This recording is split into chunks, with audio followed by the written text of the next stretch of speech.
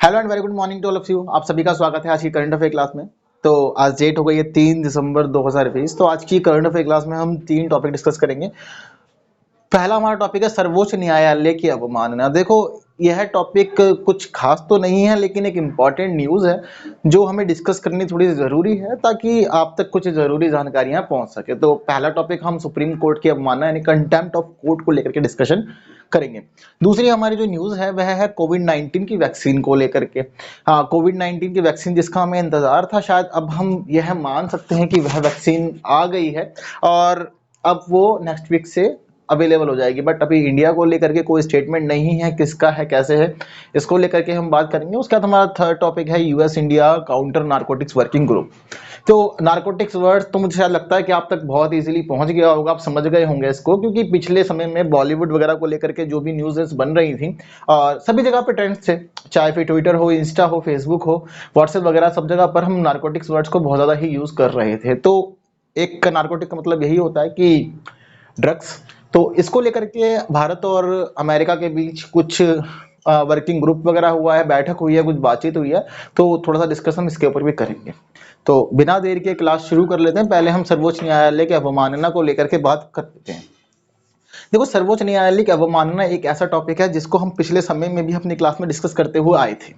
ठीक है, बहुत सारी वीडियोस पिछले हैं जिसके अंदर हमने सुप्रीम कोर्ट को पढ़ा था, जाना था, कुछ डिसीजंस भी हमने पढ़े थे और साथ ही साथ हमने क्या किया था कि यह हमेशा हमने बात की है कि यदि कोई व्यक्ति सुप्रीम कोर्ट के आदेश को नहीं मानता तो उसको अवमानना का दर्जा दिया जाता है और उसके बाद इस व्यक्ति के लिए सजा का प्रावधान भी है। ठीक, लेकिन यदि ऐसा भी हो कि फैसला किसी और विषय पे है, कोई व्यक्ति साइड से आता है, उसका आकर के कुछ टिप्पणियां करता है और टिप्पणियां करने के बाद में फैसला ये लिया जाता है कि इस व्यक्ति ने कोर्ट की अवमानना की है, तो ये मामला बहुत ज्यादा ही अलग है। यानी कि जिस व्यक्ति से संबंधित ही नहीं था मामला, उस व्यक्ति के ऊपर अब यह अवमानना का केस लग गया है। यानी कि पहले हम जो कोर्स अपने जो क्लासेस में पढ़ते थे वहां हमने यह पढ़ा था कि जो फैसला है वह जिस व्यक्ति से संबंधित है, यदि वह व्यक्ति नहीं मानता तो क्या होने वाला है। लेकिन अब कुछ नई चीजें देखने को मिल रही है। न्यूज क्या है, सबसे पहले आपको मैं न्यूज बता देता हूँ। एक कार्टूनिस्ट है, कार्टूनिस्ट का नाम है रचिता तनेजा। ठीक है, शायद मुझे उम्मीद है आपने नाम सुन लिया होगा कभी। यह अपने जैसे कि बहुत सारे लोग होते हैं इनको मैगजीन्स वगैरह पढ़ने का शौक होता है, तो वहां पर अमूमन इनके कार्टून वगैरह देखने को मिलते हैं। ठीक है, तो आज की न्यूज वैसा इन्हीं से संबंधित है। उसके बाद थोड़ा सा एक प्रीवियस न्यूज है उसको भी डिस्कस करेंगे। दरअसल क्या हुआ है कि पिछले समय में हम जानते हैं कि अर्नब गोस्वामी बहुत ज्यादा ही सुर्खियों में रहे थे। कुछ विवाद थे, उनका रिपब्लिक चैनल जो था वो टीआरपी घोटाले में भी आया था, उसको लेकर के भी बात थी। और थोड़ा सा जो आत्महत्या वाले कुछ एक दो केस थे उसकी वजह से भी थोड़ा सा कहीं वो बहुत ज्यादा विवादों में रहे और विवादों में रहने के बाद उनको फिर जेल भेजा गया। लेकिन उसके बाद क्या हुआ, जेल भेजने तक की आ रही, देखो जो भी है कानूनी कार्रवाई है, सब चीजें जो भी होंगी वो कानून के दायरे में रहकर और संविधान की मर्यादा को ध्यान में रखते हुए की जाएंगी। लेकिन बाद में क्या हुआ कि अर्नब गोस्वामी को बेल दे दी गई और वो जमानत के बाद उसके बाद वो बाहर रिहा कर दिए गए। अब क्या स्थिति हुई कि उसी को लेकर के, उसी चीज के ऊपर ये जो रचिता तनेजा है इन्होंने एक कार्टून ड्रॉ किया। कार्टून ड्रॉ करने के बाद ट्विटर पे उन्होंने पब्लिश कर दिया। ठीक है, बहुत अच्छी बात है। देखो, आपको अभिव्यक्ति की स्वतंत्रता पर काम करेंगे। ठीक है, तो ये वर्ड थोड़ा ध्यान रखना, फ्रीडम ऑफ स्पीच। तो आज की थोड़ी सी क्लास हम इस पे भी लेने वाले हैं, थोड़ा डिस्कशन करेंगे फ्रीडम ऑफ स्पीच को लेकर के भी। जब इन्होंने ट्विटर के ऊपर वो कार्टून शेयर किया तो उसके बाद चीजें कुछ बदल गई। शायद इनको भी उम्मीद नहीं थी कि इनके साथ ऐसा कुछ होने वाला है। तो कार्टून किस प्रकार का था पहले मैं वो बता देता हूँ। कार्टून में एक तरफ गवर्नमेंट है, ठीक है, गवर्नमेंट का मतलब हम समझते हैं सीधे नरेंद्र मोदी से है, और एक तरफ सुप्रीम कोर्ट है, बीच में एक पर्सन है छोटा। ठीक है, तो ऐसे तीनों है सीरीज में। उसके बाद छोटा जो पर्सन है वो यह कहता है कि तू जानता है मेरा बाप कौन है।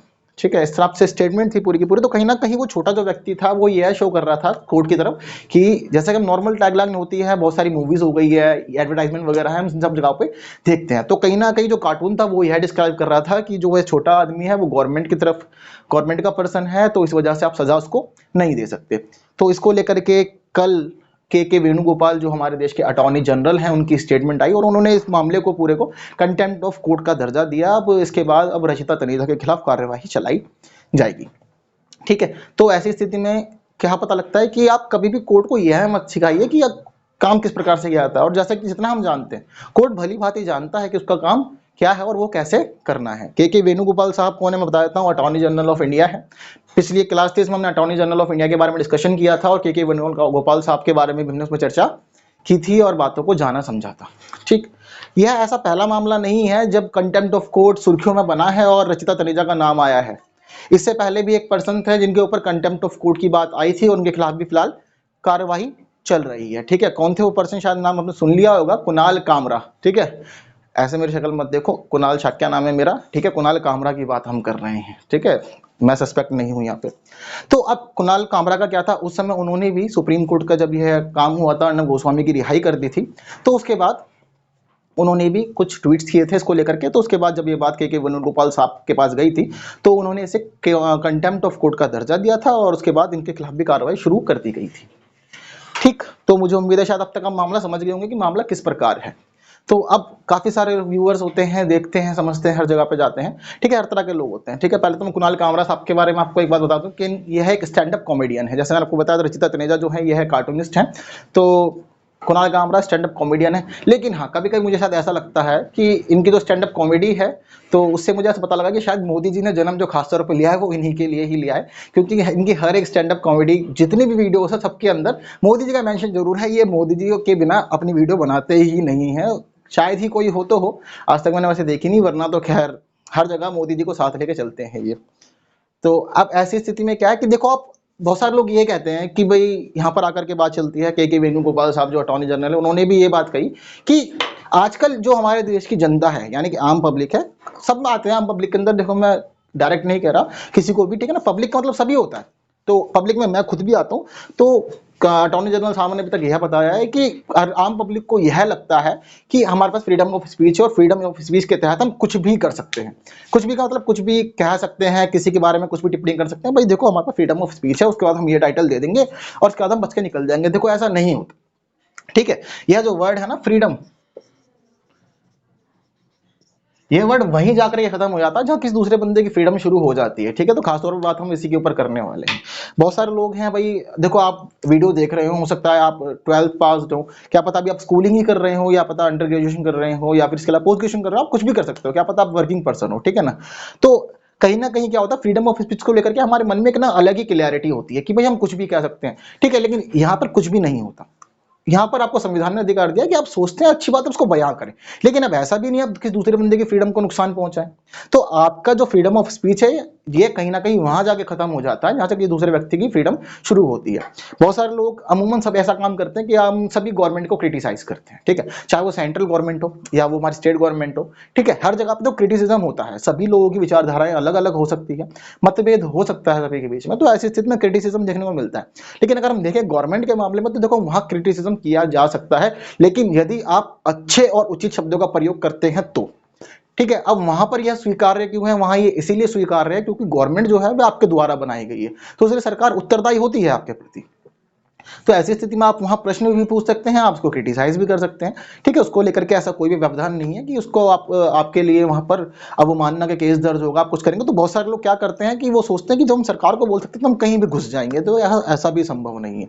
आप इसी आइडियोलॉजी को फॉलो करते हुए बहुत सारे लोग अब सुप्रीम कोर्ट के ऑर्डर्स को भी क्रिटिसाइज कर रहे हैं। हमारे देश के अंदर शक्ति का विकेंद्रीकरण की व्यवस्था की गई है, तो इसीलिए जो यह अवमानना का मामला होता है इसके ऊपर सुप्रीम कोर्ट डायरेक्ट फैसला नहीं लेता, यह अटॉर्नी जनरल के पास जाता है। देखो, हम अपनी अपनी अवमानना पे हम कुछ भी कह सकते हैं, चाहे मैं ही भी क्यों ना हूं या आप ही क्यों ना हो, हम कभी भी कह सकते हैं कि हाँ, इस व्यक्ति के द्वारा दिया गया जो स्टेटमेंट है यह मेरी अवमानना में है। ठीक है, यहाँ पे मेरी इंसल्ट हुई है, इसको मैं कंसीडर कर सकता हूँ। लेकिन अगर कभी कोई थर्ड पर्सन ये बात कंसीडर करे तो वो एक अलग विजन क्रिएट करता है। तो यहाँ पर भी यही काम है, सुप्रीम कोर्ट को यहाँ फैसला लेने के लिए नहीं दिया गया, तो यहाँ पर सारा का सारा काम अटॉर्नी जनरल को होता है। अटॉर्नी जनरल यह क्लियर करते हैं कि यहाँ कंटेम्प्ट ऑफ कोर्ट हुआ है या नहीं हुआ है। तो अब तक दो मामले हमने पिछले 1-1.5 महीने के अंदर देखे, कुणाल कामरा वाला केस और अभी ये रचिता तनेजा वाला केस, जहां पे दोनों ही जगह हमें कंटेम्प्ट ऑफ कोर्ट देखने को मिला है। ठीक है, तो कहीं ना कहीं देखो आज की वीडियो और यह टॉपिक डिस्कस करने का मतलब खास तौर पे सीधा सीधा ये है कि मुझे पता है या तो आप स्कूलिंग कर रहे होंगे या आप कॉम्पिटिटिव एग्जामिनेशन की प्रिपरेशन कर रहे होंगे, बहुत अच्छी बात है। आप सोचते भी होंगे, सभी सोचते हैं, आप जब हम लर्निंग एज में होते हैं तो हमारे मन में बहुत सारे प्रश्न आते हैं, हम बहुत सारी चीजें सोचते हैं। कभी गवर्नमेंट कुछ काम करते हैं उसको लेकर के भी सोचते हैं। ठीक है, हमारे देश में जो भी चीजें हो रही है, देखो यार, हमारे पास फ्रीडम ऑफ स्पीच दी गई है, हम कॉन्स्टिट्यूशन के तले जिंदगी बिता रहे हैं अपनी।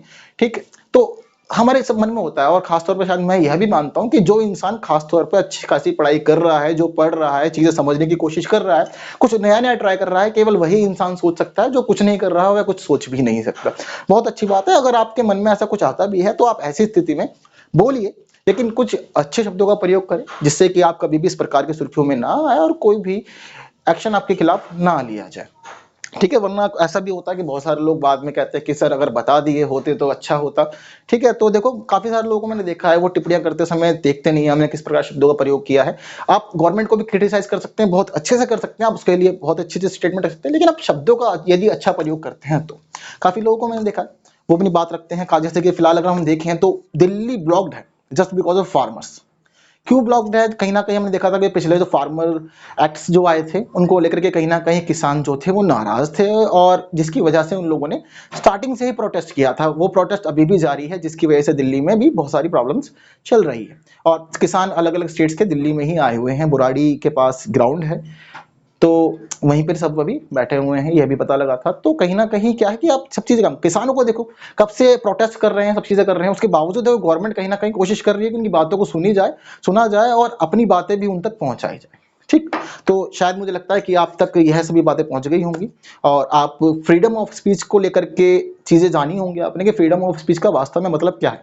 आजकल क्या हो गया है, इंटरनेट काफी सस्ता है, सभी की सोशल मीडिया पर पहुंच है, ट्विटर पे, इंस्टाग्राम पे, ठीक है, इसके अलावा फेसबुक वगैरह हर जगह सभी की पहुंच जो है वो बहुत ज्यादा आसान हो गई। इवन देखो आप सभी लोग यूट्यूब पे है वीडियो देख लो, और यूट्यूब एक ग्लोबल प्लेटफॉर्म है, यानी कि मुझे नहीं पता मेरी यह वीडियो कौन कौन देखेंगे, बट इवन फिर भी हम ट्राई करते हैं कि अच्छे शब्दों का चयन किया जाए, सभी चीजें अच्छे से प्रस्तुत की जाए, जिससे कि दर्शकों की भावनाएं ठेस ना हो। ऐसा प्रयास सभी जगहों पे किया जाता है। हम मूवीज भी देखते हैं, मूवीज में भी इस प्रकार की चीजें दी जाती है, हर जगह पर डिस्क्लेमर लगाए जाते हैं कि भाई हमने जानवरों को हर्ट नहीं किया है, कोशिश यही की गई है कि किसी इंसान की भावनाएं हर्ट ना हो। तो ये सभी चीजें भी देखने को मिलती है। तो कहीं ना कहीं कुछ बातें थी जो अब तक पहुंचानी थी, और टॉपिक ऐसा है बहुत लंबा हो सकता है अगर हम इसको राजनीतिक रूप दे दे तो, ठीक है, बट हमें क्या करना है, हमें क्लास करनी है, तो इस टॉपिक को कोई भी राजनीतिक रूप नहीं देना है। और बाकी आप सभी लोगों के लिए यही सलाह है कि कृपया सोशल मीडिया यूज करें। और आजकल क्या है, सोशल मीडिया के बिना शायद मुझे लगता है कि जो आप सीख रहे हो वो सब अधूरा है। बहुत सारी चीजें हमें सोशल मीडिया से सीखने को ही मिलती है, तो आप बने रहिए, बट थोड़ा सा दायरों में रह करके, आपको कोई परेशानी देखने को फिर नहीं मिलेगी। ठीक, तो यह जो था मामला, हो सकता है प्रश्न में आपसे पूछा जाए, तो नाम कुछ गिने चुने ही हैं जो आप समझ सकते हैं। सुप्रीम कोर्ट का मामला था, और दो पर्सन हैं जो अब तक कंटेम्प्ट ऑफ कोर्ट के अंदर काउंट किए गए हैं, एक रचिता तनेजा और दूसरा है कुणाल कामरा। ठीक है, के वेणुगोपाल साहब जो इस टाइम पे अटॉर्नी जनरल ऑफ इंडिया है, उनके द्वारा इनको कंटेम्प्ट ऑफ कोर्ट का दोषी पाया गया है। उसके बाद अब आगे की जो कार्रवाई होगी वो सब इनके खिलाफ की जाएगी। दूसरे टॉपिक पे आ जाते हैं। हमारा दूसरा टॉपिक कोविड-19 की वैक्सीन को लेकर के। तो देखो कोविड-19 की वैक्सीन को देखो मंजूरी मिल गई है, पर मंजूरी दी किसने है? मंजूरी दी है ब्रिटेन ने, यानी कि ब्रिटेन ने अपने देश में कोविड-19 की वैक्सीन को मंजूरी दे दी है, और अब वहां पर इसको लेकर के काम शुरू हो जाएगा। यानी कि वहां अगले हफ्ते से बता रहे हैं कि सभी लोगों तक वैक्सीन धीरे धीरे पहुंचने लगेगी। और साथ ही यहाँ पे एक बात यह भी है कि ब्रिटेन ऐसा काम करने वाला पहला देश बन गया है, यानी कि अब तक ब्रिटेन से पहले किसी भी देश ने ऐसा काम नहीं किया था। तो ब्रिटेन में पहली बार हुआ है, किसी वैक्सीन को उन्होंने एक्सेप्ट किया है सभी लोगों के लिए, तो इसलिए यह पहला देश बन गया है। ठीक है, अब वैक्सीन बनाई किसने? जाहिर सी तो कोई कंपनी होगी जिसके द्वारा वैक्सीन बनाई गई हुई, तो वैक्सीन बनाने वाली कंपनी है फाइजर बायोएनटेक। ठीक है, वैसे तो ये कंपनी एक ही दिख रही है हमारे को, बट यह कंपनी एक नहीं है, यहाँ पर दो कंपनियां हैं। ठीक है, इन दोनों कंपनियों ने मिलजुल करके इस वैक्सीन को तैयार किया है। अब ये फायर और बायोएनटेक कंपनी कौन से बता चुका हूं, दो कंपनी है। तो देखो इन दोनों ही कंपनी में ब्रिटेन का कोई लेना देना है नहीं दरअसल। ठीक है, यह जो फाइजर कंपनी है, यह फाइजर कंपनी है यूनाइटेड स्टेट्स की, अमेरिका की कंपनी है, और यह बायोएनटेक जो है यह जर्मनी की कंपनी है। तो यूनाइटेड स्टेट्स और जर्मनी की कंपनी ने दोनों ने ही मिलजुल करके इस कोविड-19 की वैक्सीन को तैयार किया है, और उसके बाद सबसे पहले ब्रिटेन ने इसको मंजूरी दी है। ब्रिटेन के कहीं विभाग थे, तो उन सभी विभागों ने काफी सारा डाटा एनालिसिस किया, जाना समझा, तो उसके बाद इन लोगों ने यह बताया कि यह जो वैक्सीन आई है यह 95% तक सफल है।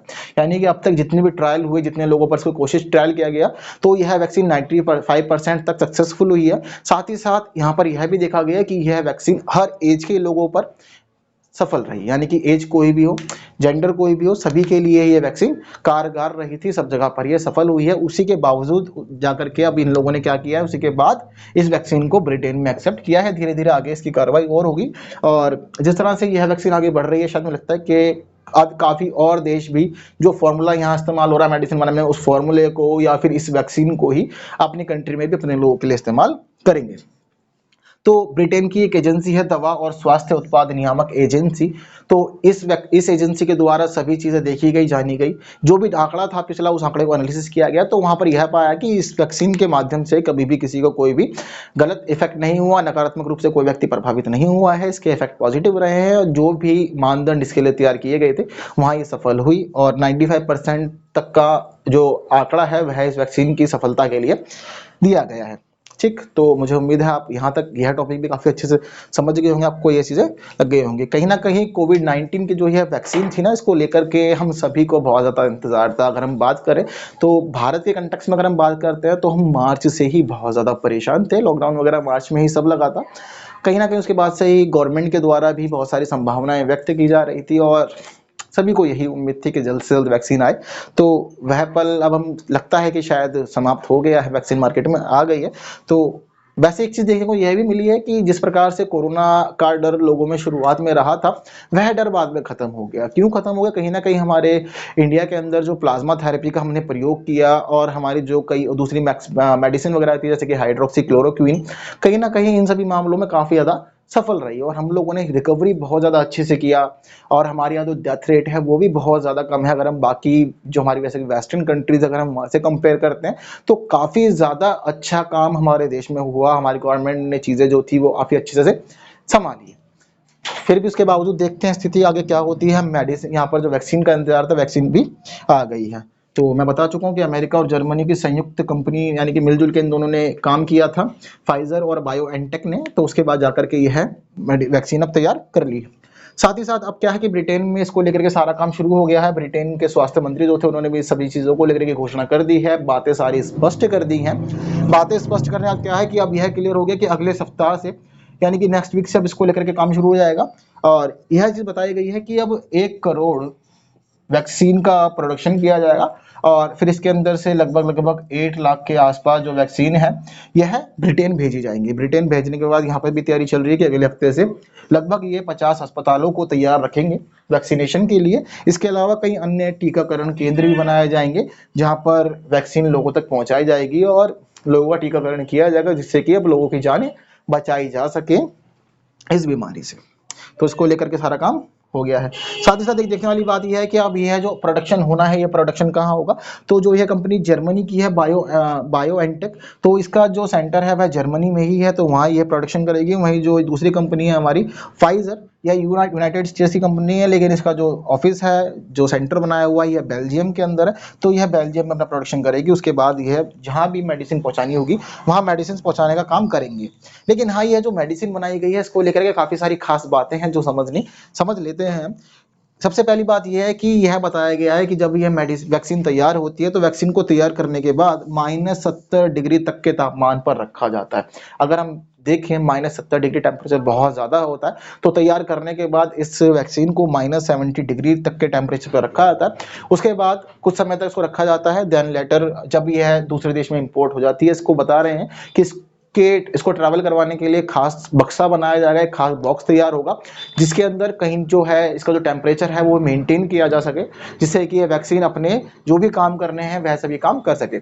उसके बाद साथ ही यह भी बताया गया कि बाद में इस वैक्सीन को फ्रिज में स्टोर कर सकते हैं और वहां पर फ्रिज के अंदर यह वैक्सीन 2 डिग्री सेल्सियस से लेकर के 8 डिग्री सेल्सियस तक के तापमान पर रह सकती है। लेकिन इसके लिए लिमिटेड टाइम बताया गया है 5 दिन का, कि 5 दिन तक इसको फ्रिज में रखा जा सकता है और 2 से 8 डिग्री टेम्परेचर पे। बाकी जो इसके लिए आदर्श बताया गया, जो मेन टेम्परेचर है वो स्टार्टिंग के लिए तो -70 डिग्री ही बताया जा रहा है। तो इसको लेकर के भी खास तरह के बॉक्सेस बनाए जाने बाकी हैं जिसके साथ यह काम किया जाएगा। थोड़ा सा चीज़ों को आगे बढ़ा लेते हैं हम। दूसरा जो हमारा टॉपिक था कोविड-19 वैक्सीन को लेकर के भी, ये भी खत्म हो चुका है। इससे जुड़ी हुई जो भी बातें थी वह सभी बातें अब तक पहुंच गई हैं और आप चीज़ों को जान रहे होंगे, ठीक है ना। तो कुछ काफ़ी सारे क्वेश्चन जो बन रहे हैं, जैसे कि फाइजर बायोएनटेक को लेकर के ब्रिटेन ने सबसे पहले इसकी मंजूरी दी, कंपनीज कहाँ की है, प्रोडक्शन कैसे कैसे हो रहा है, तो इन सभी चीज़ों को आप समझ सकते हैं। आपकी परीक्षा के लिए भी तैयार कर सकते हैं। थोड़ा सा ज़रूरी है इनको समझना और साथ ही साथ कहीं ना कहीं अब हम देखते हैं आने वाले समय में भारत भी यहाँ पर अब चीज़ों को एक्सेप्ट करे और कहीं ना कहीं इस वैक्सीन को ऑर्डर करे। वैसे तो खैर हमारे देश में काफ़ी ज़्यादा काम चल रहा है, सरकार की तरफ से यह उम्मीदें भी जताई जा रही हैं कि जल्द ही वैक्सीन का काम खत्म भी होने वाला है और उसके बाद काफ़ी सफल वैक्सीन हम लोगों को देखने को मिलेगी और वैक्सीनेशन का काम इंडिया में भी होगा। अब बाकी देखते हैं कि इंडिया अपनी अलग वैक्सीन बनाती है या फिर इसी वैक्सीन को हम लोग भी परचेज करेंगे। लास्ट टॉपिक जो हमारा है आज का वह है United states and India counter narcotics working group है। तो इसको लेकर के भी हमें आज बात करनी है। पिछले समय में 24 नवंबर को बैठक हुई थी इंडिया एंड यूनाइटेड स्टेट्स की, वहां पर नारकोटिक्स को लेकर के बात किया। अगर हम भारतीय कंटेक्स्ट में बात करें तो नारकोटिक्स की समस्या शायद बहुत ज्यादा बड़ी अब लगने लगी है। क्यों लगने लगी है? क्योंकि पिछले समय में हम देख रहे हैं कि बॉलीवुड की बहुत ज्यादा बड़ी बड़ी हस्तियां इस मामले में आ रही हैं। कहीं ना कहीं बॉलीवुड की बहुत सारी हस्तियों को बहुत सारे लोग पसंद किया करते थे, लाइफ के आइडल्स माना करते थे, उनको फॉलो किया करते थे, लेकिन जब से ये सभी चीज़ देखने को मिली है तो कहीं ना कहीं लग रहा है कि हमारे देश का जो युवा वर्ग है उसके ऊपर इन सभी चीज़ों का कहीं ना कहीं गलत प्रभाव पड़ सकता है। तो कहीं ना कहीं अब इंडिया को भी बहुत ज़्यादा यह महसूस हुआ कि ज़रूरत है बहुत सारे फैसले लेने की, तो यूनाइटेड स्टेट्स भारत के साथ आया है और दोनों ने काउंटर नारकोटिक्स वर्किंग ग्रुप तैयार किया है और दोनों ही इस क्षेत्र में बात करेंगे और आगे बढ़ाएंगे। अब ये चीजें किस प्रकार से हो रही हैं, इन चीजों को लेकर के इन दोनों में आपसी सहमति जो बनी है यह बनी है डेटा साझाकरण को लेकर के। डेटा साझाकरण के ऊपर एक खास इनकी आपसी सहमति बन गई है और यहाँ पर अब यह सभी दोनों तरफ से क्लियर हो गया है कि ये दोनों ही अपने अपने देशों का डाटा एक दूसरे से शेयर करेंगे कि हम कितना इंपोर्ट एक्सपोर्ट कर रहे हैं आपस में, जिससे कि जो ड्रग्स यानी कि जो नारकोटिक्स है इसका जो भी डीलिंग हो रहा है, इंपोर्ट एक्सपोर्ट हो रहा है, इसको रोका जा सके। कहीं ना कहीं एक चीज यह भी देखने को मिली है कि इस प्रकार की जो भी इलीगल गतिविधियां होती हैं, इन इलीगल गतिविधियों से कहीं ना कहीं टेररिज्म को बहुत ज्यादा बढ़ावा मिलता है, टेरर फंडिंग होती है, गलत जगह पे पैसा जाता है और फिर यह पैसा हमारे देशों के खिलाफ ही यूज होता है और हमारे देशों के जवानों को, आम नागरिकों को इसके अंदर भी जाने गंवानी पड़ती है। तो कहीं ना कहीं यह फैसले लेने जरूरी हो गए थे। तो अब दोनों देशों की सहमति बन गई है कि आप डेटा साझाकरण करेंगे जिससे हम जो नारकोटिक्स है उसको काउंटर करेंगे और सभी ड्रग्स पे रोक लगाएंगे और जितना हो सकता है उतने सभी काम करने के प्रयास किए जाएंगे। ड्रग्स का देखो एक तरह से प्रोडक्शन होता है, लेकिन ड्रग्स का जो प्रोडक्शन होता है वो लीगली होता है। लीगली क्यों होता है? हम काफी सारी मेडिसिन वगैरह यूज करते हैं और मेडिसिन में ड्रग्स का इस्तेमाल होता है, यह हम सभी जानते हैं, हम सभी को पता है। तो कहीं ना कहीं एक यह भी एडवाइस रहती है कि जितना हो सके उतना ही जितना हो सके मेडिसिन से दूर रहना चाहिए, कम से कम ही प्रयोग करना चाहिए मेडिसिन का, क्योंकि ड्रग रहता है उसके अंदर भी। बट अब तक रिसर्चेज जो हुई उनसे पता लगा कि ड्रग्स के साथ मेडिसिन जो बनाई जाती है वो काफी अच्छे से काम करती है और रिलीफ भी देती है, लेकिन ये एक लीगली सारा काम किया जाता है। लेकिन अगर हम यह स्थिति देखें जिस प्रकार से हमने अभी बॉलीवुड के अंदर देखा, बाकी जगहों पर देखा, तो यह सब चीजें इलीगल है कि अगर आप इस तरह से ड्रग का प्रयोग करते हैं तो ऐसी स्थिति में ये सभी फैसले लेने बहुत ज्यादा जरूरी थे। सरकार का पूरा पूरा प्रयास है कि मादक पदार्थों के ऊपर रोक लगाई जाए और जो भी गतिविधियां इस प्रकार के देश में हो रही है इसमें सुधार देखा जाए। बैठक हुई थी, बता देते हैं बैठक किस किस के बीच में हुई थी। भारत के सचिन जैन और यूनाइटेड स्टेट्स के कैंप चेस्टर के बीच में यह बैठक हुई थी। सचिन जैन कौन है? सचिन जैन भारत के गृह मंत्रालय के नारकोटिक्स कंट्रोल बोर्ड के उप महानिदेशक हैं। ठीक, नारकोटिक्स कंट्रोल बोर्ड के उप महानिदेशक हैं, यह भारतीय गृह मंत्रालय के तहत आता है। तो इनके द्वारा इस बैठक में पार्टिसिपेट किया गया और इन्होंने भारत का नेतृत्व करा। वहीं यूनाइटेड स्टेट्स की तरफ से केम चेस्टर थे। यह है कौन? यह असिस्टेंट डायरेक्टर है नेशनल ड्रग कंट्रोल पॉलिसी के व्हाइट हाउस ऑफिस की तरफ से। तो यूनाइटेड स्टेट्स का जो व्हाइट हाउस ऑफिस होता है वहां से ये assistant director national drug policy की तरफ से आए थे। इन्होंने चर्चा की है और उन्होंने इस बैठक के अंदर यूनाइटेड स्टेट्स को रिप्रेजेंट किया है। तो आई होप आपको यह सभी चीजें समझ में आ गई होंगी। साथ ही साथ इसमें इसको लेकर के एक बात यह है कि सन 2021 जो अब अगले महीने से शुरू होने वाला है, सन 2021 के वसंत में भी एक बैठक होने वाली है इसको लेकर के, जहां पर नारकोटिक्स को लेकर के और फैसले लिए जाएंगे, चीजें और समझी जानी जाएंगी। तो जब वह बैठक होगी तो उसके बाद उस बैठक को भी हम अपनी क्लास में समझेंगे, जानेंगे और जो भी चीजें होंगी उसको देखेंगे आगे। तो आज की क्लास को चलिए अब यहीं खत्म करते हैं। मुझे उम्मीद है कि आप तक यह सभी इंफॉर्मेशन बहुत अच्छे से पहुंची होंगी, आपने इन सभी चीजों को जाना समझा होगा और काफी सारे प्रश्नों के आपके जो बहुत सारे प्रश्न हैं वह सभी हल हुए होंगे। एंड बाकी ऐसी वीडियो देखने के लिए बने रहे हमारे चैनल पे। अगर आपने अब तक चैनल सब्सक्राइब नहीं किया है तो नीचे यह जो रेड बटन आ रहा है इस पे आप टैप कर दीजिए और चैनल सब्सक्राइब कर लीजिए। बाकी यह वीडियो लाइक करें, बाकी लोगों तक शेयर करें एंड फिर मिलते हैं नई वीडियो में कुछ नए टॉपिक डिस्कस करने के लिए। And thank you so much for watching this video.